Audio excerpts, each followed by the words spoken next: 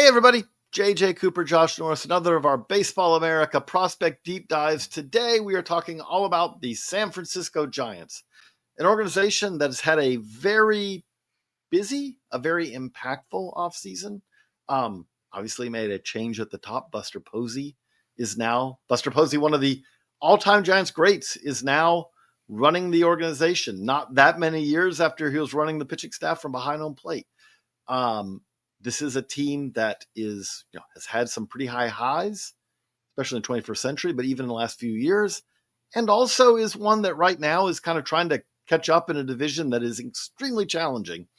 But Josh, I would say that it's fair to say that when we look at this farm system right now, there is a truly elite number one prospect, and then the depth behind that, especially on the hitting side, there's some work to be done, but we will dive in. Good to see you, Josh, by talking about a very fun prospect to talk about, which is first baseman Bryce Eldridge, who basically flew through the minors last year, I think is a fair way to say it. He started the year at low A, made it to high A, then to double A, and finished the year with a cameo. I mean, he had 9 games at double A, 8 games at triple A. I don't want to make it sound like this is a player who played 30 games at 4 different levels, but there aren't many players who you see who play at 4 different full season minor league levels in one season. And that kind of puts us on a timetable that Bryce Eldridge is not that far away at this point, is he? I don't think so, but I'm very interested to see where they assign him to start the year. Because like you said, it was a cameo at AAA, and it was a cameo at AAA because the AA season was finished, and they wanted him to continue playing games.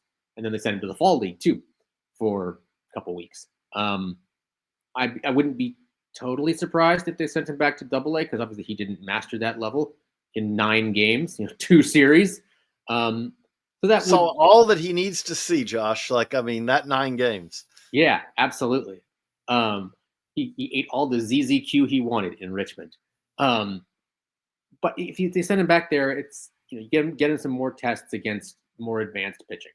And I happen to see maybe the series of his life in Eugene. I think he hit 5 home runs in a span of 72 hours, 60 hours, something like that. And they were not cheapies either. Granted, Eugene is not the most difficult place in the world to hit, especially although there's no place in the world where it's the most difficult place in the world to hit when you've got 80 grade raw power and 70 grade in-game power. He can lose baseballs pretty easily, and he did over and over and over again. Just a flick of his wrists, and they were gone to dead center field. The caveat here is he is 6'7" tall, and that leaves a lot of spaces for pitchers to attack. I'll say the one guy who had success against him in that series was Ty Cummings. Shocker, the Rays traded for him. He's an interesting young arm, and he kind of screwed Bryce Eldridge into the ground for that first game of the series. If guys locate, they are going to do well against him. He's going to have a lot of strike zone to cover. But even if he doesn't, even if he's not, the guy you saw in the lower levels of the minor leagues, he'll still have the power to be a cornerstone in the middle of a lineup, I think. Defense needs to get a little bit better at first base from evaluators inside and outside the organization. But it's a really good prospect. And, it might not be I wouldn't expect him to be in San Francisco in May or anything, but he could get there at some point this year, especially depending on how the Giants do. It is notable to me that when talking, again, we are recording this, it is very early in spring training, but they're already talking about, hey, Lamont Wade's probably going to play some outfield. Well, that kind of tells me to some extent what they're kind of thinking here, which is, again, never hurts to add a little versatility. Lamont Wade's played a lot of outfield over his career, going back to college, but does tell me at some point this year, it's not crazy to think that if everything goes right, that Bryce Eldridge could arrive. I would say with that, though, kind of what you said there, I do think that this is a prospect who, when he does arrive, there's a reason to have some patience because, for one, he will play this season as a 20-year-old, like the entirety of the season. So if he makes it to the majors at any point this year, it'll make him not just one of the youngest players in the big leagues this year, but one of the youngest players we've seen in the big leagues in the 21st century, because 20-year-olds don't get there very often. And the second part that you just hit on is he's 6'7". So the power is probably going to be prevalent. Like, you're hoping that the hit tool, could be pretty good, shown some aptitude already, as you said. But if you told me that the power is there and then the hit tool arrives later, that wouldn't seem crazy to me, because, again, there are going to be ways to attack him, approach him. This is a really interesting prospect. I mean, when Bryce Eldridge was in high school, the general thought was that this was going to be a 6'7" fireballing pitcher. This was a guy who had a premium fastball, and it really wasn't, I would say, until USA Baseball 18U, where he just kept making baseballs disappear, that it's like, maybe this guy is a position player. And here you are, like, not only is he a position player, but he's one of the fastest moving position players from that 2023 draft class. How exceptional could the power be in the long term if it all breaks right here? 40 plus home runs. That's a lot. It's a lot of home runs. The one that I said about all the ones I saw in Eugene, but the one that really sticks out was the last day of my spring training trip last year. It was windy and it was blowing in at Papago Park, and he hit it oppo out, and it was like, oh, that's what they're talking about. Because my first look at him came the prior year in Instructs, and he looked atrocious. Like, it was just swing and miss over changeups and curveballs and through fastballs. Oh no, things changed. Apparently, when you get done with the high school season and a draft season, and then are in pro ball, you get tired, even at 18 years old. And the thing I would say with that is that kind of gives him a chance to be the power hitter that the Giants have lacked for a long, long time. Right. I mean, well, it'll be interesting. Like I said, if they send him back to Richmond is no pitcher's park. But I have no doubt that he could hit tape measure shots there, or he will probably put plenty of baseballs into the Cove one day. I'm sure you're going to get extra boats out there waiting for him. Like, he's got that kind of juice. It's just easy with him. So yeah, the power is very, very, very real. So he played some outfield in 23. Last year, he focused on first base. That's his position long term. He's a big target over there. But he's still got some real work to do there, doesn't he? Mm-hmm. I mean, he's 20 years old. Ain't many first basemen or any player finished product at 20 years old. He's got to get a little more rangy. He's got to do better on scoops, all sorts of things. That's kind of the book on him. And that's a little bit what he was working on in the fall league. And before they realized he was pretty tired. And I tell the one story that I realized where he was really tired in the fall league. He's standing out there at first base. Guy breaks his bat and it goes down to first base, and he just lets it hit him. And it's like, okay, I'm 6'7". You're no match. It won't hurt me. Don't worry. It's kind of like he just stood there and took it. I am an oak. Yeah. I have another with him too. I just want to tell this story too from Eugene. I'm watching him up the line, and I hear a fan behind me go, "That first baseman, what's he, about 6 foot?" Excuse me? Okay, so I'll give you the number for LensCrafter. That gentleman is 6'7". Okay. Yeah, and again, like, as we should note, like, this is a player who has not focused on first base for very long, so it's not all that surprising that he's not a fully finished product there. He is, I would say, Josh, I'll put it this way. You did a number of teams this year. You do a number of teams every year. Was this one of the easiest who's number ones that you've had in your time at BA? I mean, I haven't had a difficult one in a while. Actually, that's not true. The Rangers was difficult this year. Painter was pretty difficult. Pretty difficult. Painter was easy for the Phillies. Jason Dominguez was easy for the Yankees. Who was the other team I had? Rangers. I forget who else I even have at this point. But yes, it was very easy. That's because there is a big gap after this. That is our lone top 100 prospect in this organization. Number 2 prospect is one who we already have news on in spring training, which is Marco Luciano. The Giants have announced that he's going to focus on the outfield. That's kind of going back and reading through our reports, right? He's been a shortstop for a long time. And every shortstop report was like, he's got a lot of work to do. Stay at short. To put it differently, he's been playing shortstop for a long time. He hasn't been a shortstop in a while. And I would say, like, if you had it to do over again, if you're the Giants, last year is the year where his defensive limitations really limited him. Not that he set the world on fire at the plate either, but it does feel like that last year they kind of came to the point where they decided he was not playable at the positions that he was set to play in the big league level. And so he wasn't going to play.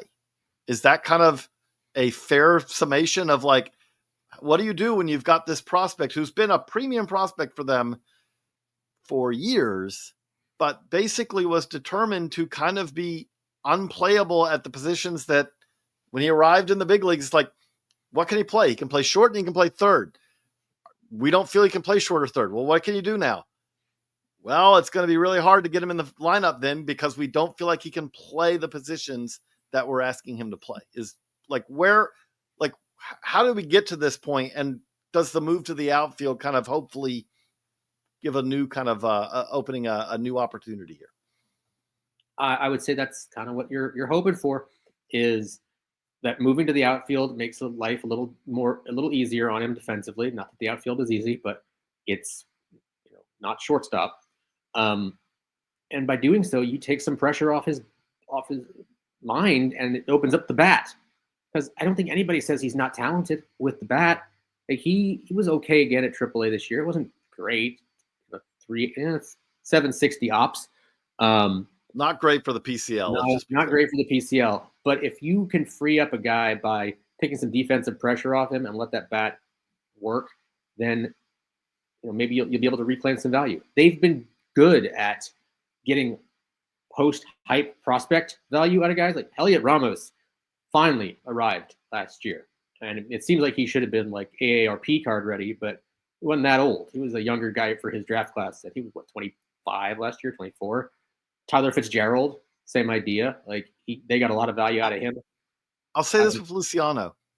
I feel like if you asked a pop quiz to like really astute fans and said, how old do you think Marco Luciano will be playing the 2025 season? I would take the under. That I would say that almost everyone guessing would overshoot it, because this is a player who will still be 24 for almost the entirety. Yeah. September of 25, he will turn 25. Or turn 20. At that point, turn 24. He's a 23-year-old. I'm sorry, I screwed that up. He is he will turn 24 during the season. Correct. It feels like he might be 27 or 28, because this is the guy who's been a top 10 prospect in this organization since the 2019 season. Right. I mean, like, he's younger than Carson Whisenhunt, the number 3 prospect, who's been in the Giant system far less long. He's not younger than James Tibbs, but thankfully for James Tibbs. Yes. It seems like he's been around a while, and that happens with these 16-year-olds that come out of, Latin America. Okay, they start their career when they're 16. 7 years later, they're 23. I'm not a great at math, but I think that's how it works. But what I would say about him is there's always been power. Mm-hmm. The thing that is concerning, beyond the defensive questions, which are real and spectacular, the other question we have here is he's never been a particularly polished hitter. And the hope, like, again, this is kind of these are all projections, right? We're trying to forecast the future. I would say with someone like Luciano, when he was 19, and you say, oh, he needs to improve his pitch recognition, make more contact, but the power, it's exceptional. Then when he's 20, and you're saying the same thing, and then he's 21, at some point, you get less confident about the ability to make that adjustment when it's the same. Like, if you took a Marco Luciano scouting report from this one, from our prospect handbook, and you compared it to what we were writing in 2020, it's a lot of the same things. Yeah, and he's also dealt with some injuries in there, and at points moved relatively quickly. I mean, this is a guy who played in the New York Penn League, which hasn't existed for some time now. 5 seasons. Like 2019, last season in the New York Penn League. Yeah, it's just been a slower burn with him, and that's okay. I don't know about okay. It's been a slower burn, but the time is starting to run out. Yeah, I mean, if he, in 2 years he'll be 25, and if he starts to get there at 25, that's fine. Like, it's not what you thought you were going to give him when you gave him all that money, but debuting and establishing yourself at 25 is perfectly fine. You'd rather him do it this year because, like you said, he's in a much more competitive division, and you need every bullet in the chamber you can to go head up with the Dodgers and the Diamondbacks. I will say, like, we're not there yet, but the other problem with when you sign as 16 and you're as highly touted as Marco Luciano is, so he was added to the 40-man roster before the 23 season. So he used an option in 23, he used an option in 24, probably use an option in 25. So like that's where I say the clock is ticking, is he's going to hit a point where whether he's ready or not, it's either he's got a big league job or all of a sudden we don't know what we're going to do with him. And that's, I think, where the outfield spot, move to the outfield, is kind of important on that, because it does give him a better shot of establishing himself. And again, they could still, as we just talked about, the Giants could use his power if he can get to it and if he can hit enough and play enough defense to get there. But that's how, again, there's a big difference between 1 and 2 on this list. And Josh, as you look at kind of the rest of this top 10 and beyond, this is not a system we have rated particularly highly. Like, if you love the Giants system, I think you could say that they're still a bottom third system probably in that evaluation. And if you don't love the system, you could go, I think we have them 26th, if I remember correctly. And spoiler alert, it's going to get really bad quickly in the beginning. And I don't say that to be mean. I say that by their number 6 prospect, Grant McCray, is going to graduate in 7 at-bats. He won't count anymore. If Luciano makes the big league roster, I don't know where he is on options, but if he has 16 more at-bats, he's done.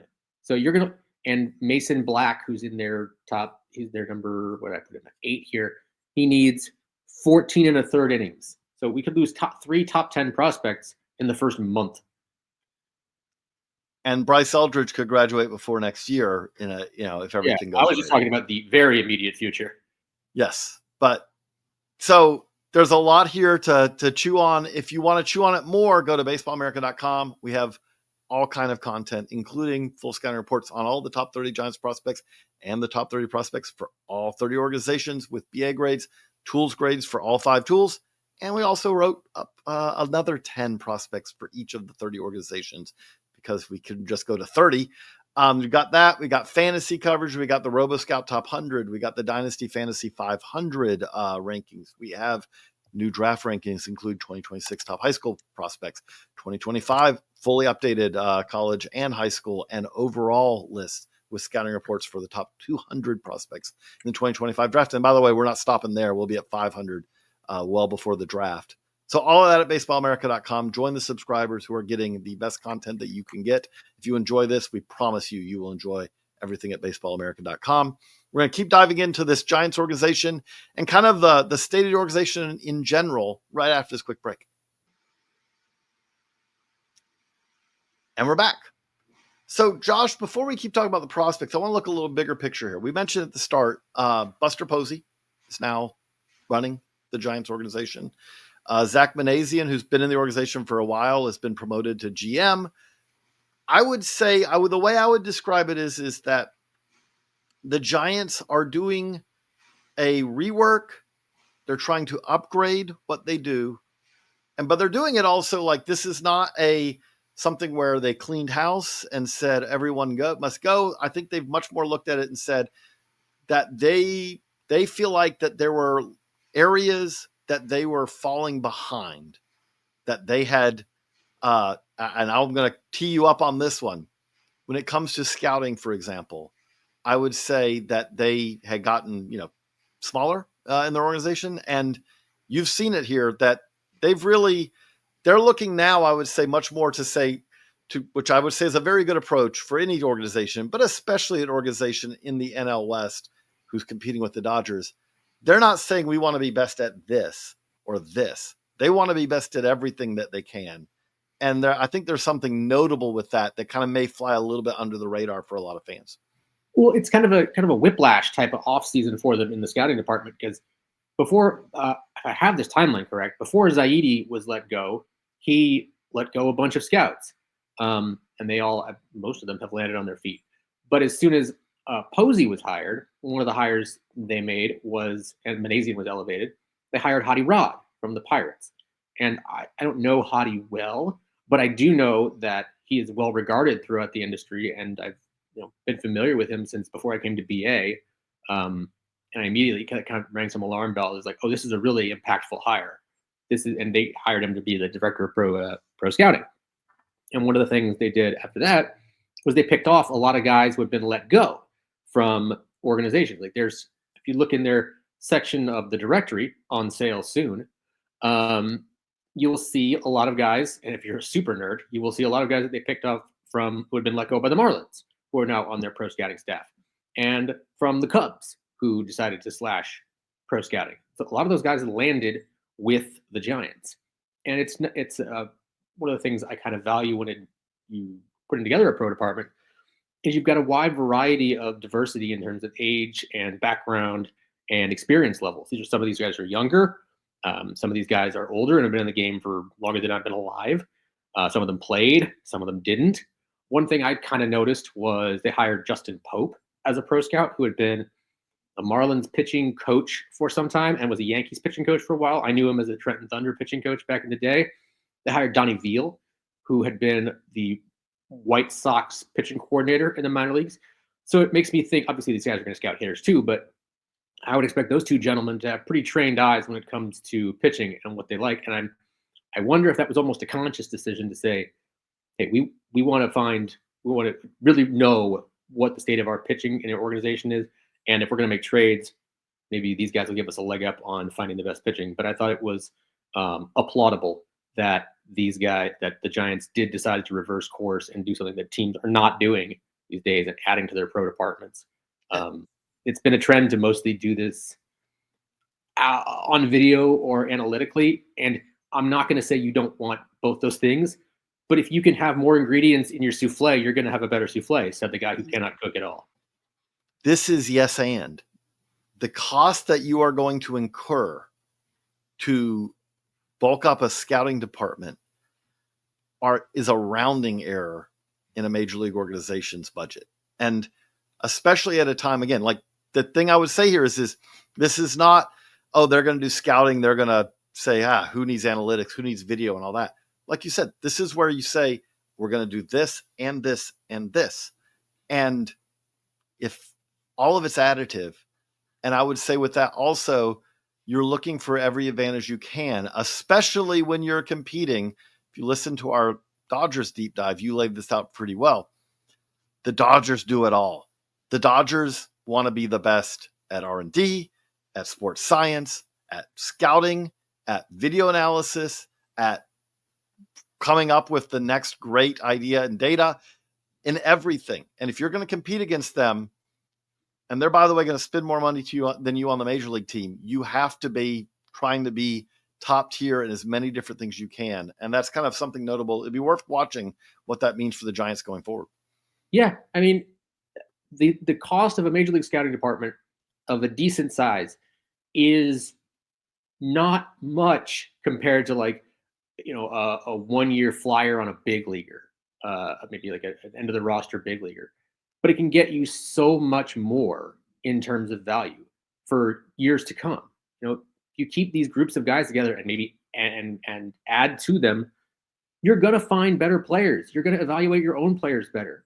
You're going to do all sorts of things that you can't just do if you tie one hand behind your back and just do analytics or video, or And it's the same way if you would have gone into a front office and said, you know what, I'm going to keep my 10, 12 pro scouts and scrap analytics and video and biomechanists and all that stuff, you're tying hands behind your back again. At this point, I'm talking about so many hands, you're an octopus. Yeah, but yeah, I would say the way I would put all of this is keep all the arrows in your quiver, man. And that's something the Giants are working to do here. And that's notable. And that actually is a perfect segue to another guy we want to talk about who in the international, like, again, understandably, Roki Sasaki kind of stole all the headlines January 15th there. Like the international signing date came and everyone kind of waited to see where Roki Sasaki and the announced going to the Dodgers. But there's also everything that happens normally in an international signing period. And I would say that what the Giants did is one of the moves that has a chance to make a big impact in the long term, because Joshua Gonzalez wasn't the highest bonus in the international class. But if you said who was the best player, non-Sasaki division, you could make an argument for him. He was someone who leaps into this Giants top 10. And I would say already when you talk about who you're looking forward to hopefully seeing in the DSL this year, he's got to be a name to watch, is he not? Yes, you stole my thunder here. I was going to say, like, I've spent the last few nights trying to make reasonably priced flight plans to the Dominican, and he would be on my hit list to go see. Hopefully he's in the All-Star game. But he would be high on my list because you said it. He's in the conversation for best non-Sasaki player in the class. And he jumped into their top 10 pretty easily because the system isn't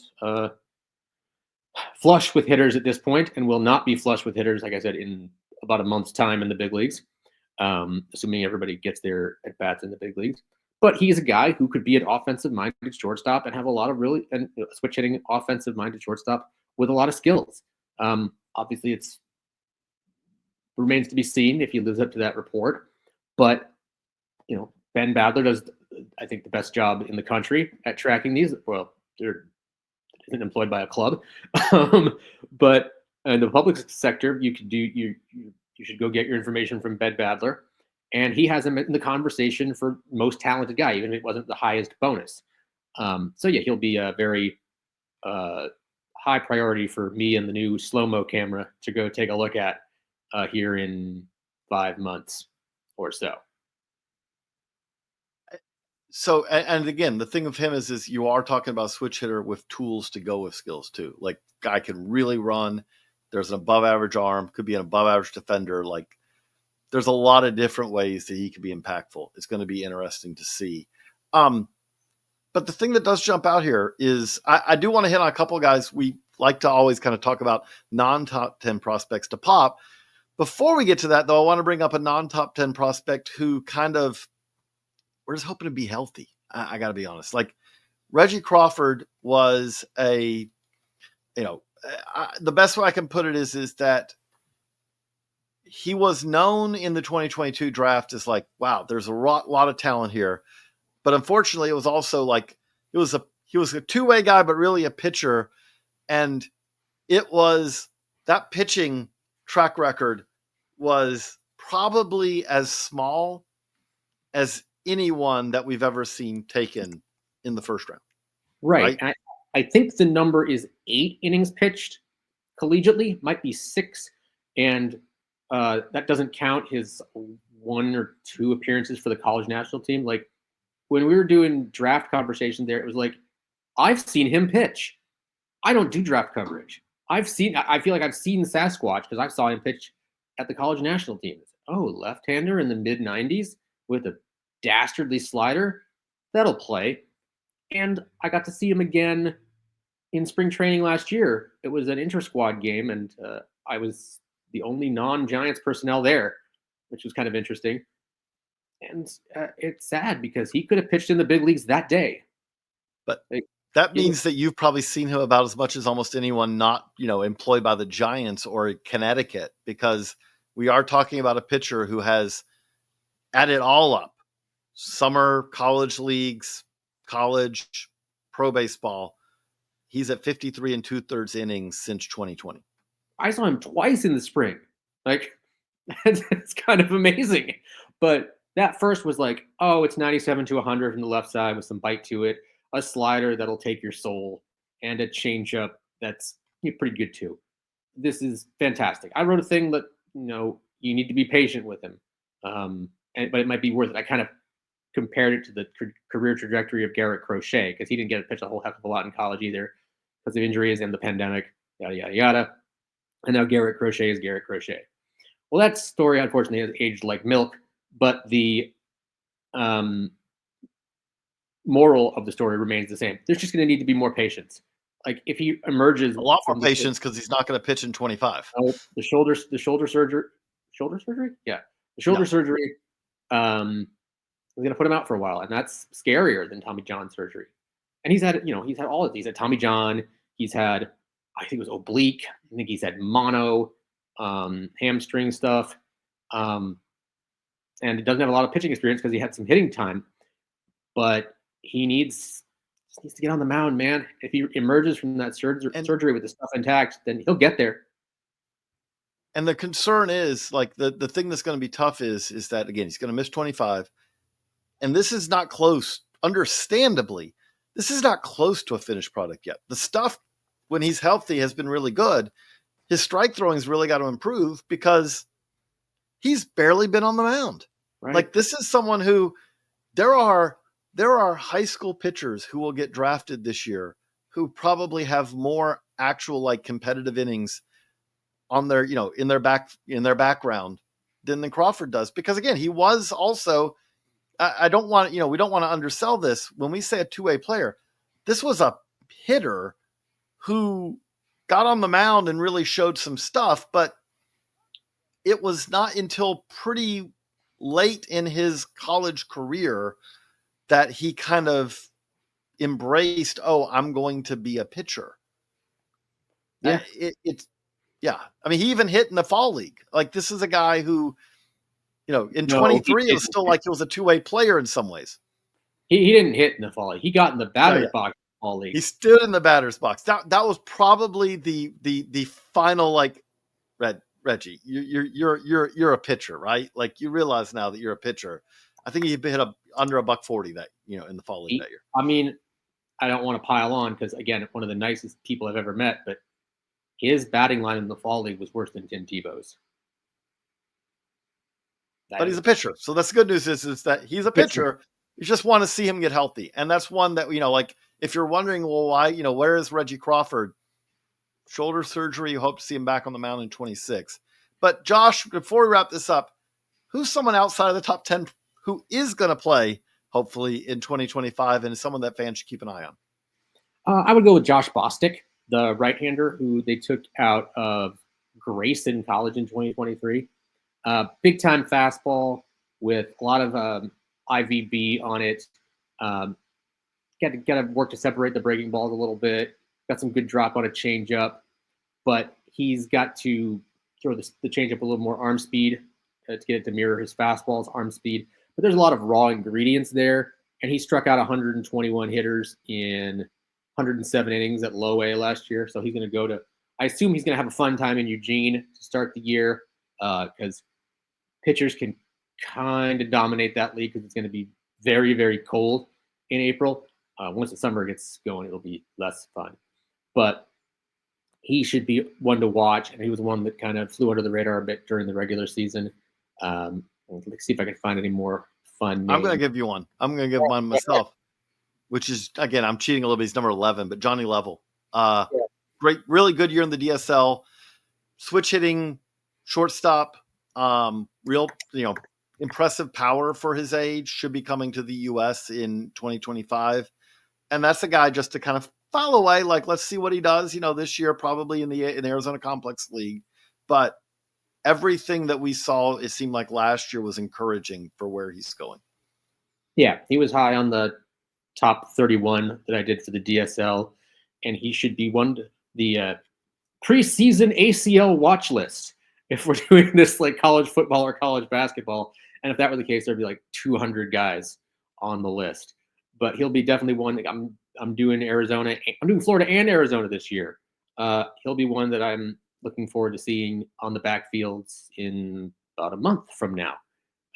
In the way the schedule works out, a little inside baseball here.